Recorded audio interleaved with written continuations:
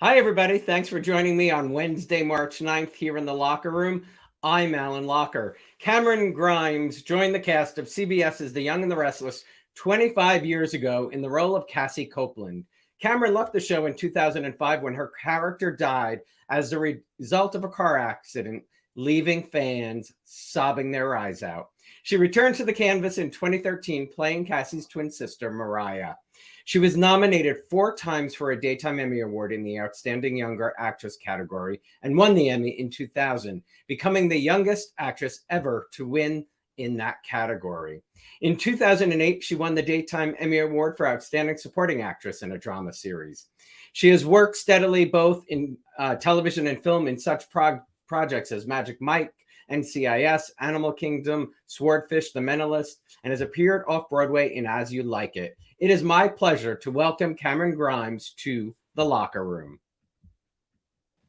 Hey, Camryn. Hello, hi. How are you? I'm good. I'm glad that I could get on as we struggled for about 15 minutes to help me figure out how to, just use technology like a normal person. I don't have that skill. It's funny. Usually younger folks than myself are better equipped, but it runs the gamut. It's very funny. No, if there's if in technology there's the opposite of a green thumb, that's what I was gifted with. But, hey, well, you certainly have talents in other ways. Happy 25th. Fans have been here for hours. I think they started at 12:38. It's now 3:00 on the East. No. Oh my God. Thank you guys for waiting. To wish you a happy 25th. I had to type this into Google Translate from Isabel in Belgium. It said, "Thank you for your generosity and your talent, and also your smile. With Tessa, you form a wonderful couple. Kisses from Belgium." It was written in French, so that's incredible. I mean, it's yeah, the scope of it sometimes is lost on me, and then I hear something like that and I'm like, Belgium, oh my goodness. Yeah, well, we also have someone from what was her name? Sorry, that was Isabel from Belgium and Luciane from Brazil. From Brazil? Yes, Luciane. Love Brazil. She says, "Congratulations. Camryn and Kate have a special chemistry. Very true. We are rooting for the couple outside of Noah. Ha ha ha. 2 wonderful actresses." That's very funny. Yesterday was International Women's Day. What does that mean to you as a woman and as an actress? Oh my gosh. I mean, I was really lucky to grow up around a lot of really strong and really determined women, that started their own businesses and raised whole families. I think being a woman is so all encompassing, and it's both a gift and a challenge to walk through life as a woman. And I'm honored to be one. And I just, International Women's Day is like every day. Yeah. So while it's amazing that we have one day, that could be celebrated just all the time. And I think we're getting there. Like, I think obviously that movement is growing, and that understanding of how capable and how powerful women are is getting more and more, accepted.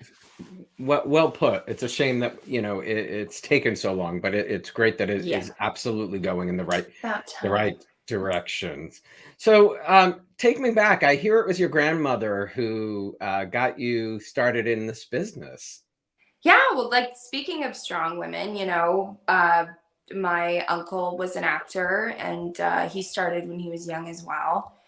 And eventually my grandma just was around and taking him to set and doing all of this, and she and a friend just decided, like, well, we kind of want our kids taken care of, and who better than us to do it. So they started their own agency, Herbie Grimes Talent Agency, that's now Herbie Grimes Smith, who I am still with to this That's day. amazing. And yeah, she doesn't work for them anymore. She retired, but like she started this whole thing, and now hundreds and hundreds of actors, you know, can boast that that's where they got their start, and my grandma gave them their first chance, and so on and so forth. She actually didn't really encourage me to become an actor. She sort of discouraged me. Oh, interesting. I, you know, grew up watching my uncle, and I was just very precocious, and I begged and I begged and I begged and I begged and I begged. And then finally she was like, fine, okay, thinking that like she'll send me out on a few auditions. I'll realize it's like actually work and tire of it. I did not. And here we are, you know. What did you learn, or what do you think you learned watching your uncle at a young age? I just saw somebody who was playing pretend for a living. I always had a very deep connection with adults. You know, I was the first baby of my family. So, and my mom was quite young. So I was around my mom's friends and my uncle's friends and my grandparents' friends. And I grew up speaking to adults and talking. So that's sort of where I felt comfortable. And then, you know, being on a set, it was like not treated like a kid. More is expected of you, and you get to have this experience with adults that's not only fun, but like you feel like you're being taken seriously and you're not just a little kid. And I think, you know, as a proud Capricorn, I just got on that work train real early. I was like, let's get to it. Time's a wasting. Good for you. Well, you certainly made Young and the Restless fans happy. Young and the Restless was your third audition. Do you have any recollection of it? No, I don't have recollection. I've heard the story told back to me. I had done like an Albertsons commercial and like a little 90s toy commercial, and then I can't remember if Jag came first or Young and the Restless came first. Jag might have come first. I'm not sure. But then I started going out theatrically, and it was really one of the first auditions, if not the first theatrical audition that I went on. And the casting directors at the time, Gail Camacho and Marnie, who, you know, were just fabulous and amazing. And they were obviously auditioning many little girls, and I went in. And they asked me if I had any questions. And I proceeded to take out my flipper, which, for those of you who don't know, that was the term for kid actors. I'd lost my 2 front teeth. And a flipper was a retainer that had like fake teeth on it, so you wouldn't look like a horrible lisp. I don't think I ever heard that word. Do you have any questions? And I was like, yes. Should I do the audition with this in or with this out?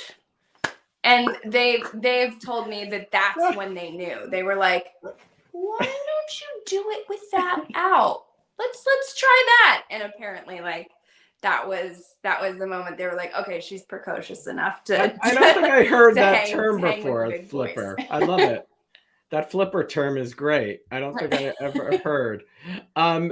Does this photo? Any memory? My goodness gracious. Any memory? Well, so fun. So you can see my 2 front teeth starting to come in that photo. Like they're growing, because once I got on set, they didn't want me to use the flipper. They wanted my lisp. They wanted the whole thing. Fun thing about that photo. So you can see like on my hairline, right? Like on my forehead, in front of the headband, I have a little piece of hair poking out. I had a really bad habit of cutting my hair. And I remember my mom was furious with me, so I vividly remember this. There was a hair that was in my eye one day, and I was just like, I'm just gonna cut it. And then I didn't do it in a mirror, and I cut it about this short. And my mom and the makeup people about lost their minds trying to like they would put powder on it and try to tuck it behind headbands, but like it was really short and spiky, so every now and then it'd be like out. And like cutting your hair is a no-no without asking permission these days. I did. I just thought I thought I could handle anything. I thought I was capable of anything. It's I was humbled. Can you scoot your chair back just a little because you're cutting your? Oh yes, yes I can. Yeah, there you go. So people, there you go. This is better. Much better. So many well wishes from everybody. Tony says, congrats on 25. Loved you as Cassie and was shocked when Y&R killed you off. Glad they brought you back. What are some of your earliest memories of working on set at Young and the Restless? I remember tossing this doll that I used to carry around named Cindy. I would toss that like a football back and forth with Josh. We had a lot of fun doing that. We would throw it up and see if it could get caught in the lights because I hated that thing. I wasn't very girly, and a lot of flowers and frills, and I would call them poofy dresses. And I did not, I did not like them, but obviously that was the character.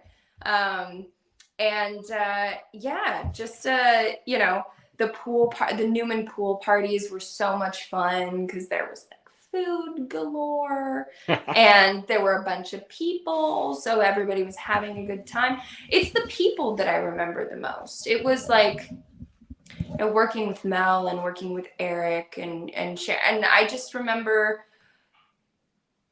all these experiences of like getting to meet new people and getting to see how they work and my memories of the show crossover obviously like with my memories as a kid, so they're pretty much one and the same. So any achievement or any loss was shared by my castmates because I would come and I would tell them, and it was a second home.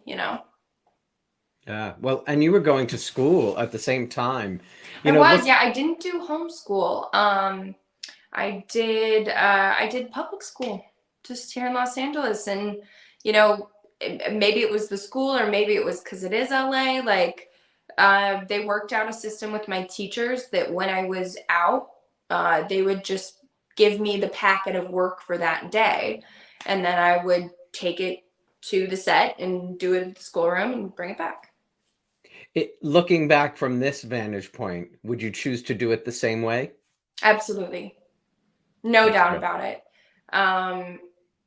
No, none whatsoever. I'm incredibly lucky. And, even now, so now I'm 32, looking back at the time, even when, when I died on the show, looking back at that and how necessary that was for me then, and how it just catapulted my life in a completely new and necessary direction. I am incredibly grateful for like every different step and chapter being what the show has presented in my life, because I see its necessity, and I see where it just changed things and helped me grow and helped me learn. That's awesome. You spent so much of your childhood with Joshua Morrow and Sharon Case, working with them as Cassie. What was it like returning to work with them as Mariah? And did you notice I don't know, was it different for you? Yeah, it was definitely, I would love to say that, you just pick up where you left off. But it wasn't, I was fully grown, and it was different than every time I would, come back as like a ghost or a hallucination or something like that. I I was working consistently on the show, and half of the cast had no idea who I was. I remember sitting in the hair and makeup room, and I've said, we've since laughed about it, but I love that. sitting in the hair and makeup room with Melissa and Hunter, and them just chatting. And this was at the time that I was just working with Sharon. I was just newly back, and so I wasn't even working with them at this point. But they were like, "Oh, so who are you?" And I was like, "Oh, my name is Camryn." They were like, "Oh my gosh, how long have you been in LA?" I was like, From like, child, when did from you start child to an acting? I was like, adult. "Oh, they don't know who." Okay, Yeah. I'm not gonna say anything. Like, I'm certainly not gonna say. I'm not gonna do that. But also, it's like, why would they know? Like, why would they? So that was really funny. But no, it took a lot. Sharon and I, when I came back as an adult, had a completely different relationship where it was like, now we get to talk about relationships and travel and like all of the things that we love and adventures and stuff like that. And then, finding a rhythm with Josh being grown was like definitely different. And like we found our bond through like comedy and just trying to make each other laugh, and then slowly but surely, like, it's back. You have a new relationship, but you've built on the foundation that's already there. You built on the history. You weren't throwing the doll in the rafters anymore. I was not throwing the doll in that doll is long gone, hopefully. I probably burned it. I love that. So you played Cassie until she was killed off when you were 15. What do you remember about her death, and was it hard on you when you learned she was going to die? Weirdly, because it was all I had ever known, everyone around me was having a harder time than I was. I had no frame of reference for what this was going to mean and what my life was going to look like. So, I mean, people, they treat you like you're dying, like, really. Right. And that's very surreal to be, around a ton of people who are emotional and upset. Even when my grandma and my mom told me, I remember they picked me up from school and which I knew was bad right away. I was like, why is it the two of you together? This is not good. They were crying when they told me. Oh. And I just was sort of like, oh, all right. I don't really know what to do with that. I guess I just keep doing my job until I don't. And, the last day was very emotional. I was very emotional. You can't see it because of all of the makeup and all of like the tubes that are on me. But I was working very hard to like cry out of the sides of my eyes. So like in the bed as I'm, because I wasn't doing anything for the last day. That was Sharon and Josh's beautiful, wonderful moment. But they're sobbing over me and it's real tears and I'm crying, but I can't look like my chest is going up and down or I'm breathing through my mouth or my tears are wiping off my makeup. And it wasn't until, it was all over and done and that I really had a chance to figure out what I was feeling and grieve in a way and come to terms with like how different my life was going to look from that point on, Yeah, I'm sure it's got to be a grieving process as well. It's just a different type. Totally. Yeah. Yeah. Two fans had commented on social media to me. Lisa Marie said, in response to Cassie's death, "That was the first time I was gutted by a performance. I literally wept for those characters." And Flo added, "Me too. I saved that episode for years. Great acting by Sharon, Joshua, and Camryn."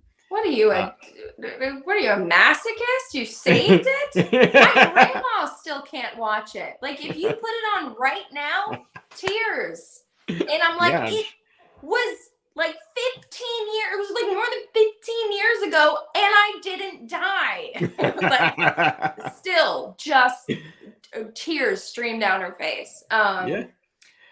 Oh no, I Yeah. get it. I get it. It's pretty much the number one comment I get was like, Cassie's death had such an impact. It was so sad. It was, and that's kudos to the performances and the writers, and what a crazy bold choice to have made. And I, now looking back, I'm just honored to have been a part of that story, and I think it really took the trajectory of the show in a whole different direction. Well, you kind of were asking, somebody saving it. But as you know, daytime fans, I mean, these characters are family. Yeah. And it's, holding on to that tape is some connection to Cassie. Yeah, it's you know. true. What was life like when you left? Did you think when the character died, did you think you would absolutely still continue acting, or were you tossing other ideas in your mind? That was really my time to sit with myself and figure out, do I really love acting? Is this what I want to do? Or is it something that I just stumbled into and happened to be like okay at, and I like, do I like it? And I did some, experimenting with, myself and my style. I was really, that being, what happened at 15, just such a pivotal moment in growth, and was just crazy. And I was like, I don't know who I am. I have no identity. Like, the show had been my identity. So I had like a midlife crisis at 15 years old, and really had to figure out who I was and what I wanted to do. Dyed my hair black. Never, not a good look, but I could never dye my hair before. So I was like, I watched Ashley Simpson and her like MTV reality show Pieces of Me. I was like, I'm gonna go dye my hair black. Did it and was like, that looks terrible. But no, I continued to go to school. I continued to audition, and then I found drama in high school, and I did. Was very, very active in the drama department at my school, and yeah, I started to find my true, real love for it, and who I was becoming as an adult actor. Mm-hmm. And I did a NYU summer program, and then I went to Strasbourg, and I just continued to like, follow my gut and go down that path. And what was it like being in New York? It was great. It was really scary. I went straight out of high school. I was like, I'm gonna move from Los Angeles to New York, and it's gonna be great. It's fun to live there.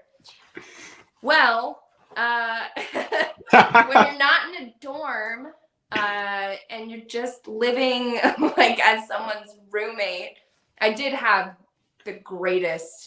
find on Craigslist like the greatest place to live ever. I actually still stay there when I go back, because I made friends with the landlord, and I stay there whenever I go back, because it was like a cottage near in the NYU middle of Alphabet City, like oh wow, a full house with the yard stuck between two buildings. It was a fire pit, it was insane. That's incredible, because also Alphabet City, for people who don't know, wasn't always the safest place. No, and I got a whole schooling on that. But it was, I didn't have a lot of friends, and I didn't have my family, and I was just in this big city alone. So it was a real struggle, even though I was super enjoying what I was doing. And, I did it for a while, and I felt like I wanted to get back to auditioning. And so I was like, all right, did that for a year. Let's get back to it. And I came back to LA. That's amazing. For people who don't know, Alphabet City's kind of where Russian Dolls, the Netflix series, was filmed. Yes, yeah. When I a lot watched that, I was like, hey. I know that. Hey. Yeah. I loved that show. Oh my God, me too. It's coming bach, I think, April 20th, I know. season 2. There's so many good things coming out, but we'll talk about that later. Yeah, TV is really too much. It's overwhelming. In 2000, you won the Daytime Emmy for Outstanding Younger Actress, youngest actress to win. Do you have memories of that? New York. Well, funny enough, you say that, because the reason why I moved to New York was because I went to the Emmys when I was little, and I fell in love with New York. I was like, this is my place. This is where I'm moving. I love that. That's great. But also the experience of, a 7, 8, 9-year-old in New York when literally the red carpet is rolled out, having been nominated for an Emmy, is very, very different than an adult going there for school. And living on your own. It was fabulous. Yeah. It felt like a dream. I closed down FAO Schwartz to do an article in one of the soap magazines. I got to run around FAO Schwartz and get to go to all these great restaurants. I went to Jekyll and Hyde. I think that's where I discovered my creepy side. I was like, this place, I kind of want to live here. No, it was fantastic. It was so much fun. I was there with my family and, some of the other, kid actors and, kid on our show, Bryant, he played Nate. He played Nate. And we were really close friends. So I just got to run around the city with my friends. And I never remember the awards. I have no recollection except for the year that I won. Because my family, they meant to be encouraging, I think, or try to lead me down the right path. But they don't have a ton of tact sometimes. So they would literally, every year that I was nominated, they'd be like, you're never going to win. Never. Ever. Don't even think about it. Put it out of your brain. It's not going to happen. These are adults. Are you an adult? No. So you're not going to win. We're just having a fun trip to New York. And I'd be like, hey, cool. That's great. So never in a million years did winning ever cross my mind, nor my family's mind. And you can see the utter shock on their faces as proof. That's the best revenge right there. I didn't even hear my name called. All I remember hearing is, and the Emmy goes to, and then screaming from my castmates around me. And then I heard Grimes. And my grandparents were like, go. Yeah, it's nuts. I love that. But I do remember FAO Schwartz. Who wouldn't? You played Holly in the 2001 film Swordfish, opposite, couple of unknowns, Hugh Jackman, Halle Berry. No big deal. No big deal. No big whoop. What do you remember about that experience and any of those unknowns? Yeah, I mean, that was a huge deal because I was in love with Hugh Jackman because of X-Men, I think. And I had never seen, that was my biggest example of play pretend, because I had never seen a movie on that scale. The first day I worked, we walked out onto the bank and the explosion set and all of that. And I was just like, this is what movies are. Like, I want to do this. And just seeing the stunts and seeing, like, I that's where I fell in love with. I was like, I want to be in action. I want to do action. I like wanted to do all my own stunts, and like, they couldn't have been nicer. Halle Berry, John Travolta, Hugh Jackman could not be nicer human beings. And it was just such a cool experience. I got the wind knocked out of me in one scene. The scene where I'm running slow motion out of the bank. This guy who's, you know, the stunt guy, you know, is supposed to run and grab me. He's like in the military. And as he does, he literally knocks the wind out of me. I remember that vividly. That's crazy. That's crazy. You've appeared in a number of primetime series, NCIS, The Mentalist, and one of my favorites, Animal Kingdom. Do you have a favorite guest role? Yeah, I do. And it's really strange, but it's Animal Kingdom. It is? Oh, I love that. How come? It is. I just loved it. It was such a challenge. I only worked one day, but that scene that I did with Sean Hattasy was, you know, it's a very, for those who haven't seen it, it's a very intimate scene, and it's kind of gross in nature, the conversation.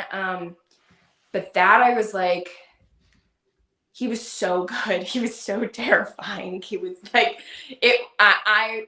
he is an intense actor. My excitement to play the part, to just finish the scene. And afterwards he would be like, I'm so sorry, are you okay? And I'd be like, no, that was great. You did awesome. Like, I was psyched. He is an intense actor. Yeah. And that was my first time being fully nude.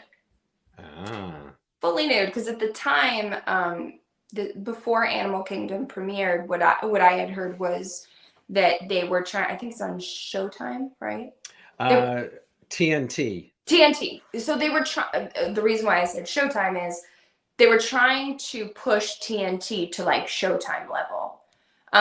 So they filmed everything as if they were gonna get the green light to show everything. They did not, but that's how they filmed it. So, nervous? I was terrified. The first stuff I shot was me dancing. And you don't see like any of that, but I danced in like stiletto, like stripper heels for maybe like 4 or 5 hours, fully nude. Fully nude, except for a G-string, and they had like a robe and everything. And you know, I was so nervous to start, and then you get to like hour 2, and they like come over with the robe after cut, and you're like, what do I need it for? Like, I already seen everything. Like, just leave it. I'm good. Just sit here. Do you got any Cheetos? Like, it was I remember going home and calling my grandma first after like every project I do. And I was like, that was great. And she was like, well, why are you so excited? Like, I didn't want you to do this. I was like, no, that was such a challenge. It was so cool. And I just feel exhilarated. I feel alive. That's so great. I love that you call your grandma. I'm weird. No, it's sweet. It's sweet. You were, I think, 21 or 22 when you received a call from your agent about coming on to play Cassie's ghost. What did you think that was going to be? How long did you think that was going to be? That was such a crazy phone call, and you could definitely hear it on the other end. And my agent's, my agent's voice, she was just as confused, and it really just came out of nowhere. She's like, so Wyatt R wants you back. And I was like, what what do you, she's like, just for a few episodes. Do they know that I'm dead? Are they aware? And I obviously said yes. I will probably never say no to Y&R. So it was just supposed to be, 4 to 6 episodes to assist with one of Sharon's storylines. And 4 to 6 turned into 8 to 10, and 8 to 10 turned into like 15 to 20. And then, we got to the end of the year, and I hadn't really heard anything. The story was still going, and pilot season was going to be coming up, and I sort of went to them and was like, is something happening? Because I gotta, should I be looking? And they were like, no, stay. When something's in the works. I was like, oh, okay. Well, thanks for telling me. Yeah. And that would be helpful. Then they started working on, introducing this new character, which I was terrified about. And the rest is history. Why were you terrified?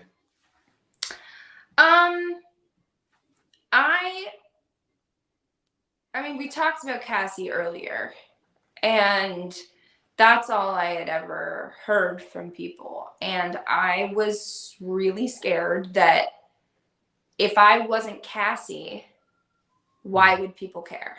Like, that's not what they want. They want Cassie. Like, you're not going to give them Cassie, but that's what they're done. Like, they don't know me. Like, they don't like me. Like, they like Cassie. Like, you got to give them what they want. And after the reveal, it was a scary. There was a while where I thought it was going to be Cassie, and then she was just a new character. And I was like, okay, what do I do now that that's done? Like, and it was just a journey with me and with the writers to find out who Mariah was and to discover that character. And I'm so glad that we did. So glad. Yeah, and you must be really incredibly grateful to the fans, really, because they love both characters. I got incredibly lucky, and it feels really good because Cassie and Mariah feel like two halves of my personality, and so to have both be loved is amazing. And it really eventually, I love that they love Mariah's wit and her dryness and her sarcasm and her jokes. And and I have a cat that just moved into the office. I love that.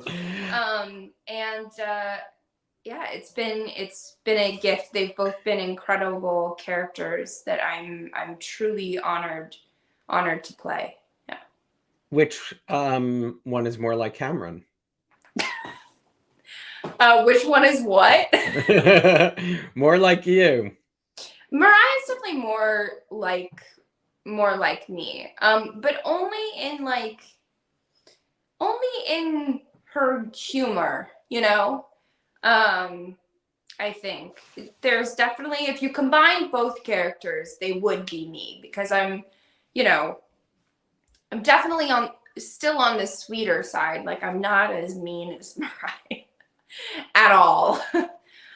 But, I do have a dryness. So fuse them together and you get Camryn Grimes.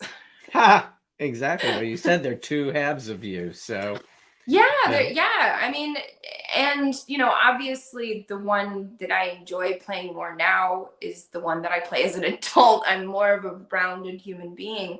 But it would be very interesting, if they ever went down that road, or even just for an episode, for me to try to develop who Cassie would be as an adult. Interesting. Yeah. How she would be more well-rounded and not just like, I love you, mommy and daddy. When you left at 15, right? It was 15? You were 15? Yeah. How big was social media? Was it? Oh, not at all. Yeah. So, No. I think I had MySpace, yeah, I maybe remember. Facebook. No, I didn't really discover the love for Cassie until I got Facebook, and then it was kind of like years into Facebook being a thing, and then people started following me, and then I had to change my Facebook and make it like an alias, What is it? because people were just like messaging me like, I love you and Cassie, and oh my god. And I was like, I can't have this every day all day long. But yeah, so interesting to have to start your journey without it, and now you really instantly can feel the ups and downs of what they feel, but what probably Mariah is feeling, and because it's they're going through these emotions with you in real time. Yeah, and totally. And sometimes it is the best like little tool to be able to like check in and see, and and sometimes it's not. There are pros and cons to the social media thing, and it is part of our jobs though. At this point in time, it's a part of what we do. So it kind of comes with a trade. You have access to me and to these people. Yeah, they connect. You were paired as Mariah with Greg Rickhart's Kevin. Talk about working with Greg. Greg is the reason why I'm even possibly slightly funny. If you've ever laughed at anything I've done on screen, you can thank Greg Rickhart. After Mariah, kind of premiered and, was exposed, I think the writers really struggled with like, what do we do with her now? And I was in the same boat. I was like, what do we do now? And so they paired her with like a lot of different people to like, who is she? Like, who does she get along with? Who are her friends? They were trying to fit me into this world. And I was at the same time simultaneously trying to fit in that world again too. And Greg is just the nicest, sweetest, and funniest person. And he made it. I was so grateful to have him as an anchor for those that first period of time as Mariah, because he just helped me figure out me and this character and like her dynamic and just blossom. And I learned so much from him. I really I owe him quite a bit. I learned so much, and I'm truly grateful to have had him. I love that. And Brighton James. That was another one that was like such a wonderful surprise and discovery. I didn't really work with Brighton a ton when we were younger, when he came on the show, because like at the time, 14 or 13 and like 15 and 16 were very big age gaps. And I remember at one point, Crystal Callio we were talking about something. I was like, oh yeah, I had said my age, and she was like, what? You're only 2 years younger than me? And I was like, yeah. She's like, why didn't we hang out? I was like, because you guys wouldn't hang out with me. So coming back on the show and then getting to know Brighton, and sort of for the first time, kind of, was really amazing. And we just got on so well. And like, he's one of my good, dear friends. And I just I am honestly grateful in so many different ways for everybody that they put me with, because I got to I don't feel like I was pigeonholed, that, you know, this canvas is huge and this world of genocidy is huge. We have so many characters. So sometimes you can get stuck like in this family or this relationship or this, but I really got to kind of go across the canvas and just play with like all of these people. And it was so much fun. It was so much fun. And they each helped me along the way, like figure out, you know, this character. It's a great sandbox to play in. Oh, it was the best. It was the best. What do you remember? Who told you about being paired with Kate Fairbanks? And what did you think when you first heard about that story take, you know, the turn that your character would take? This is another Crystal Calloway story. You know, back when we could be in the hair and makeup room all together, it was a very fun environment. And, you know, even though it was early morning, there's music playing, and that's when we would all joke and laugh and connect and talk about our lives and, you know, catch each other up. And Crystal had come in at one point. She was like, "Did you guys hear? They're making someone gay." And as soon as she said that, I was literally sitting doing my makeup, and I was like, in my head, I was like, "It's me. It's me. It's gonna be me." And she was going on. She's like, "I think it's gonna be me, and I'm so excited." And I turned to her. I was like, "It's not gonna be you." She's like, "What? Well, why?" I was like, "What? Make a bet. What do you want to bet? It's gonna be me."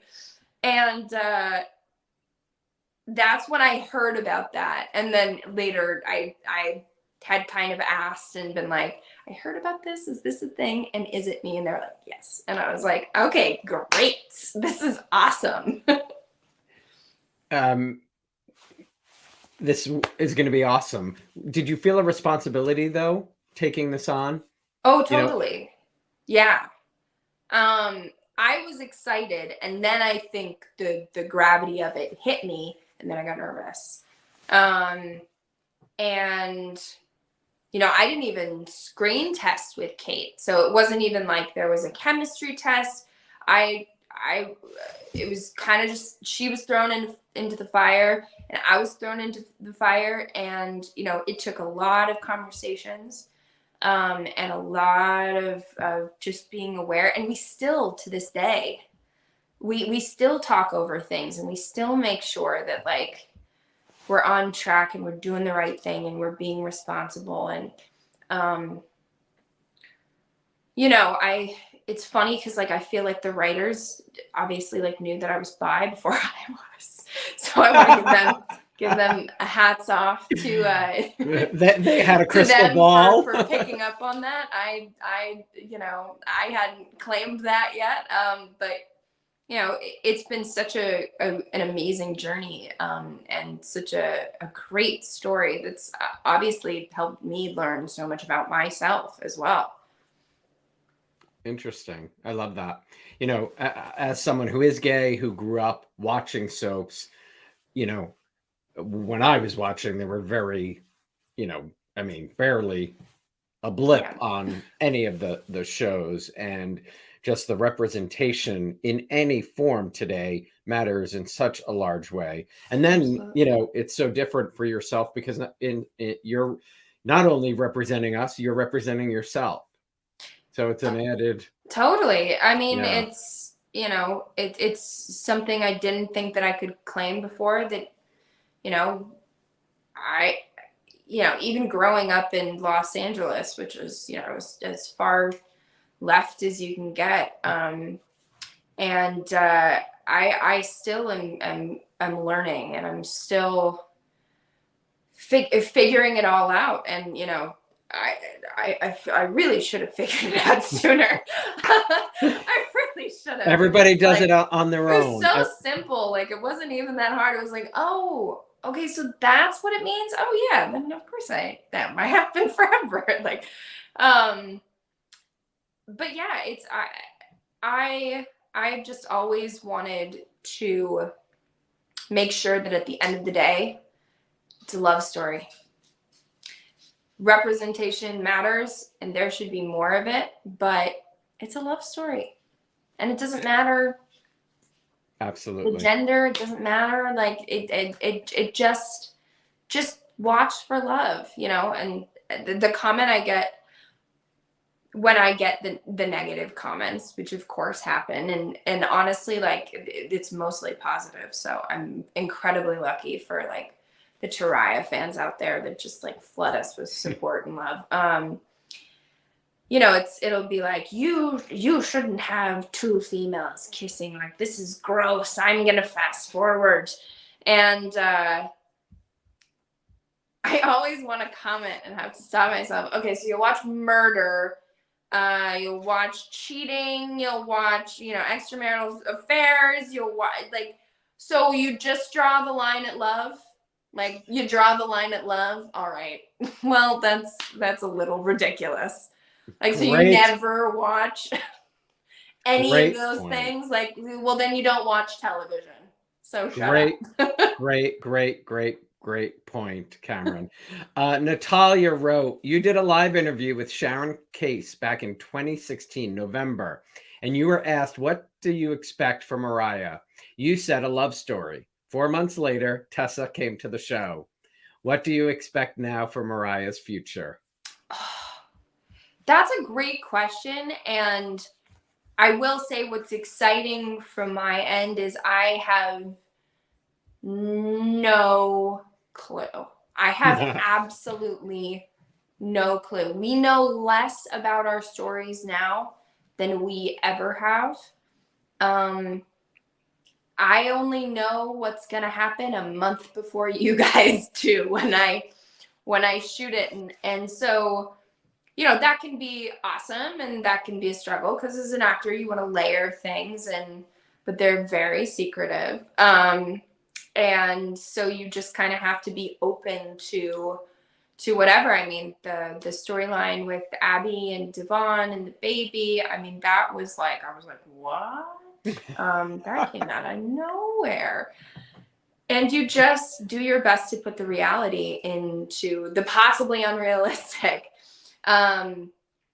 So while I would love to give answers to that, I don't know, she's getting married. I really hope nothing ruins that. This is a soap opera. I have no clue.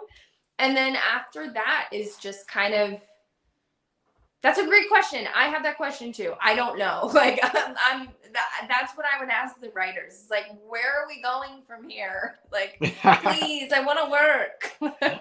Are you looking forward to the wedding? Yes and no. Yes, because it's incredible. It'll be my first soap wedding, which is like so exciting. It's like a little tick off the box. Like, okay, I've been pregnant. I've been kidnapped. I've been, and I obviously like I can't wait to see what they do with it. I can't wait to see, everybody, you know, gathered. We get to do that so little now. So it's really nice when it gets to happen. And then just on a practical level, I'm not looking forward to it because that stuff takes days. Hours. Days in the same outfit with the same hair and the same shoes. It takes all day long, 4 days. And the day one, halfway through the day is a great time. From then on out, people are like, I hate you. Don't get married ever again. I don't want to do this again. So I'm not looking forward to putting my castmates through that, but I am looking forward to what a monumental moment this is gonna be. Holy cow. Well, it's monumental, you know, for the viewers, for the two of you to be doing it, for the show to be doing it, you know, at a time when we're seeing what's happening in Florida, you know, with the Don't Say Gay bill, you know, the fact that CBS and Young and the Restless and all of you are telling this story. Thank you, because it is part of life, you know. everybody knows someone who is gay, Yeah. you know, or bisexual or trans or whatever. Just love each Yeah. other. We definitely So need more representation. We need more love. Anybody tells me like, oh, we have enough representation. Well, look at the world. Look at what still gets passed. Look at what's still happening. Look at mindsets. Look at opinions. Look at comments on my freaking Twitter or Instagram. And then you'll see that it's not enough. We're not done. There's so much more work to do. And it sucks that we have to do it, but our voices only grow. that's true. That's true. One of the fans said, Flo Michelle says, for sure, we know that wedding song will be amazing. And Shane said that better be the only Teriah wedding.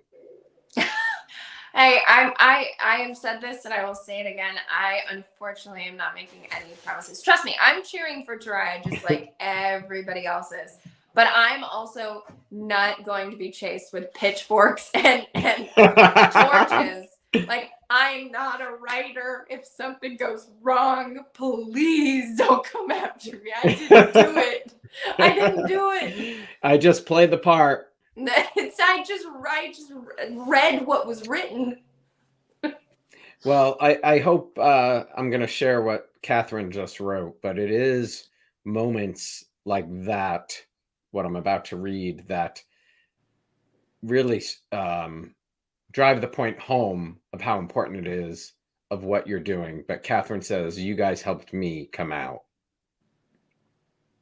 You know, I mean, Yeah. still to this day, I mean, you know, I came out in the late 80s, early 90s when it was a very different time. And it was, you know, I was scared to death. And, you know, there are kids who I hear coming out at 9 years old. And I think it's just so incredible. Yeah. And, you know, this Florida thing scares me of what it will do, the hate it will spew to young kids again.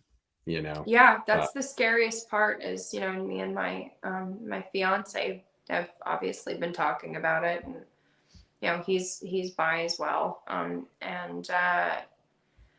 it's the saddest part is just the kids. It's, you know, the kids who don't get an opportunity to you know, to feel good about themselves and to feel loved and supported. And yeah, it's definitely not done. It's definitely not enough. And I every time I hear a story like that, like you helped facilitate a conversation with my mom, or you helped, you know, me find the courage, it's just like it makes the, you know, the day-to-day, you know, what seems normal to me, getting up, going to work, doing this, coming home, you know, it makes it feel really, really special. And it reminds me that, like, sorry, I'm getting emotional. It reminds me that, like, you know, what I do does matter. And it's very, very touching. Well, you're gonna make me emotional because it's rare. I think it's rare. I mean, this is the first time I've had this conversation, but you playing this part is not only helping the viewers, it helped you. Yeah, it did. And it did. And I'm very lucky to be in a place and to, you know, obviously have a partner that was more than okay with it. And it just felt so, it was so not a big deal for me. You know, I didn't need to throw a party or do anything like that. It was just like, oh yeah. But I feel sad for anybody who can't just throw a party, because you should if you want to. If you want to. Beautiful. 25 years. When you hear that, what comes to your mind that you started on this show 25 years ago? I feel old. I feel old, to be honest. I still feel like, I don't know, like internally, I still feel like I'm like 18 or 20. But I would love people's reaction to I've been on a show for 25 years to be like, that's not possible. Like, what, were you born on the show? That would be Well, my some of favorite your co-stars response. didn't recognize you in the makeup room. Yeah. Yeah, it's a feat that not a lot of other people get to achieve, and the fact that I just did it, you know, having fun. I feel like I stumbled into it, really. Like, it's you know, again, I'm having imposter syndrome, which I really need to work on. But no, it definitely, there's a sense of imposter syndrome. Like, do I really deserve this? Do I really, you know, is it like, does it really count? And I think what I'm working on for myself is just really recognizing the journey and going, okay, what's happened the past 25 years, like, recognize that journey, and you did go through it, and you lived it, and, you know, you did the work, and you're back, and, like, you know, it just kind of makes you retrospective, and it lets you walk down a really, you know, joyful and harrowing and all of the things that life encompasses journey with the markers of this show by its side. You know, they walk in parallels, my personal life and my life on the show. So it's kind of a beautiful recognition for me of, like, both of those things. Well, one of our fans just said, "Beautiful girl. I've been watching your show since I was 11 years old." Oh my So gosh! you know, Wow. so it's you know, yeah, you leave an impact on people. It is a pleasure to meet you, Camryn. Congratulations on 25. Cheers to another 25, or however long you want to keep doing it. Thank you. Here's hoping. Here's hoping, and cheers to a beautiful wedding. Can't wait to see it. Thank you. It was wonderful to meet you. Thank you so much for having me on. This was You're so much so fun. welcome. You're so welcome. The fans send their love and their congratulations to you. Oh, bye, everybody. Thanks for tuning in. Bye, Camryn. Bye. Thanks, everybody, for joining us today. Thank you to Camryn Grimes for celebrating 25 years of Cassie and Mariah on The Young and the Restless. Join me Friday when character actress Christine Horn joins me live. Please subscribe to my YouTube channel. If you haven't done so, turn on notifications so you're reminded of all upcoming shows, and so you don't forget to tune in. Have a great day, everybody, and I will see you Friday. Bye.